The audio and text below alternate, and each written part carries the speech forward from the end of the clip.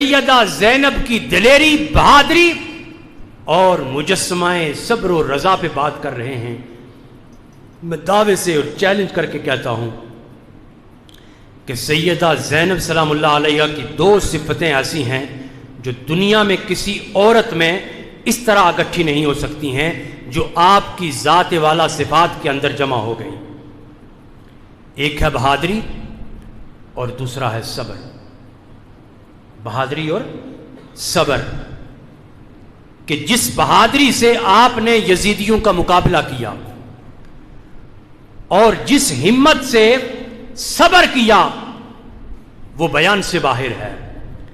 اور حضرات ذی وقار ایک جملہ دیتا ہوں کہ کربلا میں مولا کائنات علی المرتضیٰ علیہ السلام کے بیٹے امام حسین نے کہا تھا، اگر میرے قتل ہونے سے، اگر میرے شہید ہونے سے دین زندہ ہوتا ہے، اور پھر میں کہتا ہوں اگر میری جان جانے سے نانے کا دین زندہ ہوتا ہے، تو آؤ ساری دنیا کے ظالموں مجھے شہید کر دو، میں تو چاہتا یہ ہوں کہ نانے کا دین اسلام زندہ ہو جائے۔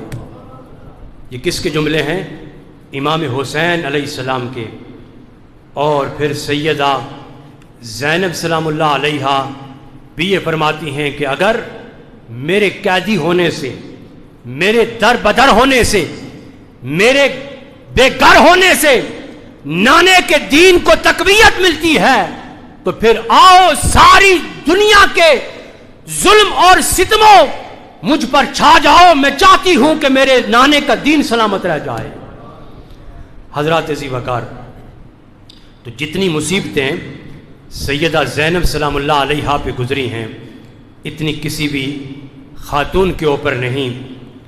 آپ نے سنا ہوگا، بارہا پڑھا ہوگا کہ مولا کائنات علی المرتضیٰ نے جب کوفہ کو دار الخلافہ بنایا اور آپ کوفہ تشریف لے گئے تو سیدہ زینب بھی آپ کے ساتھ تھیں، اور روایات میں یہ بات ملتی ہے کہ سیدہ وہاں عورتوں کو درس قرآن دیا کرتی تھی۔ یہ میں کب کی بات کر رہا ہوں کہ جب مولا کائنات علی المرتضیٰ کوفہ میں گئے، امیر المؤمنین بن کے گئے، تو سیدہ زینب شہزادی بن کے ساتھ ہیں۔ امیر المؤمنین کی شہزادی، نبی پاک صاحب الولاق صلی اللہ علیہ وسلم کی نواسی، تو کوفہ میں خواتین کو درس قرآن دیا کرتی تھی۔